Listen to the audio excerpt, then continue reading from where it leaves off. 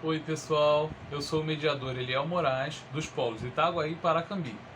Espero que vocês recebam esse vídeo bem aí, que vocês estejam se cuidando, usando máscara, usando álcool, para que em breve a gente se encontre, em breve tudo fique normal. Hoje eu estou aqui para a gente falar da competência número 5.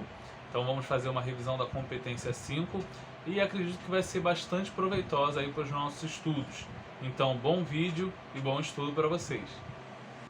Reta final do Enem, competência 5. Nós já vimos anteriormente algumas coisas relacionadas aí à conclusão, à proposta de intervenção. Então, para quem quiser conferir, os vídeos 7, 18 e 22 contêm também muitas coisas interessantes sobre a proposta de intervenção, sobre conclusão. Competência 5. Elaborar proposta de intervenção para o problema abordado, respeitando os direitos humanos. Aqui eu coloquei uma tabela de correção da competência 5, é a tabela aí oficial, né, da competência 5 do Enem, e vai de 0 a 200 pontos. É importante então que vocês percebam aí cada um dos estágios, né, e que vocês se esforcem para alcançar os 200 pontos. Se vocês precisarem, pausem e leiam aí do 0 aos 200 pontos quais são as características. E o tema que a gente vai trabalhar é impactos da escassez da água no século XXI. Vamos ler aqui o texto e depois a gente vai abordar especificamente a conclusão desse texto, prestando atenção aí na proposta de intervenção construída. O livro Vidas Secas, do escritor Graciliano Ramos, retrata a vida de uma família de retirantes nordestinos que convive com a seca. Embora seja uma obra ficcional da primeira metade do século XX, os impactos da escassez de água no mundo real persistem até os dias atuais. Entre eles estão não só o encarecimento dos produtos, mas também a irregularidade da distribuição de água a todos os cidadãos. Primeiramente, é imprescindível entender que cada mercadoria possui uma pegada hídrica. Nessa perspectiva, a produção de uma calça jeans, por exemplo, resulta em um gasto de cerca de 5.000 litros de água, segundo recente matéria da revista Galileu. Assim, a falta desse recurso ocasiona o aumento dos preços não apenas de roupas, mas também de todos os itens cuja manufatura depende de grandes quantidades de líquidos, uma vez que a oferta de fluidos diminui. Por conseguinte, pessoas de baixo poder aquisitivo não conseguem comprar produtos essenciais, além de serem vítimas também de uma distribuição precária. Nesse sentido, é notável que há uma distribuição deficitária no que diz respeito à disponibilização à população, ocasionada pela importância dada a setores que alavancam a economia. Segundo dados de pesquisa do IBGE de 2017, 97% do consumo total de água do Brasil é protagonizado pela indústria, encabeçada por agricultura e pecuária. Desse modo, há uma divisão desigual, visto que o problema da falta de água nas casas das regiões periféricas do país é uma constante nos noticiários brasileiros. Assim, em um contexto de diminuição do volume de água resultante de questões climáticas e da poluição, enquanto empresas gozam de privilégios no abastecimento de recursos hídricos, persiste a ausência ou má administração de distribuição nas regiões Norte e Nordeste e nas periferias das regiões consideradas centrais do país. Fica claro, portanto, que medidas são fundamentais para enfrentar as dificuldades. Cabe às empresas diminuírem a pegada hídrica que deixam e reduzirem o valor de seus produtos. Ademais, se adotassem políticas para conter a má distribuição de água nas regiões mais distantes, haveria uma estabilização da situação. Só para a gente refrescar a memória, então a gente precisa pensar nos 5 elementos que uma proposta de intervenção do Enem precisa ter, né? Quais são esses 5 elementos? Quem é o agente, né? Quem é que vai criar aquela medida? Quem é que vai implementar essa medida? O que? Qual é a ação? Qual é a medida em si? Como? De que modo? De que maneira essa medida poderá ser implementada? Para quê? Qual será o objetivo? Qual será a finalidade dessa proposta de intervenção? Qual será o resultado?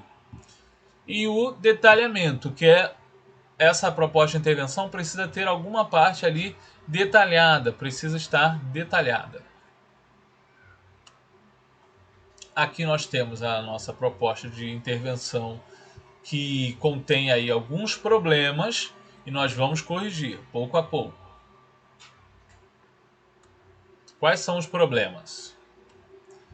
A ausência do elemento como, né, na nossa primeira proposta de intervenção ali, como é que essas medidas para diminuir a pegada hídrica vão ser implementadas? Não há isso, né? Não está claro como é que isso acontece, de que maneira acontece. Tem a ausência do para quê também, né? A ausência do objetivo, da finalidade. E tem a ausência do detalhamento também. Então, uma proposta muito simples em todas as suas partes ali. Já estão faltando partes. E mesmo assim, o que tem também está bem simples. E a segunda proposta de intervenção, né? Ademais, se adotassem políticas públicas para conter a má administração de água nas regiões mais distantes, haveria uma estabilização da situação. Se adotassem, mas quem? Quem seria? Qual seria o agente que adotaria essas políticas, né?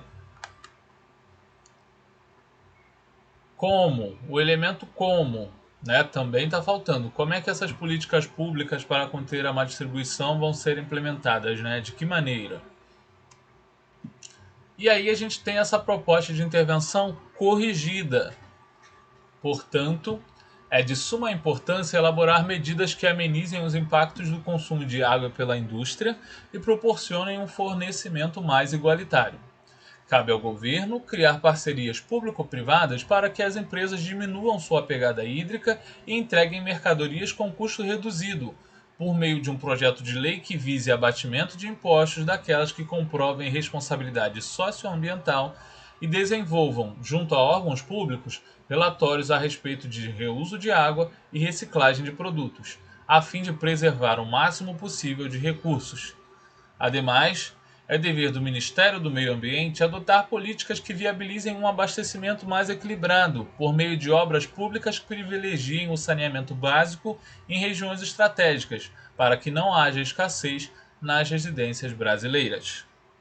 Então a gente já fez uma reconstrução aí, fizemos inclusive uma retomada da tese, né, a tese que houve lá na nossa introdução, e já está bem mais detalhada essa proposta de intervenção, até pelo tamanho também você vê que está maior, né? E agora eu vou mostrar o passo a passo, no passo a passo, cada um dos elementos dessa proposta de intervenção.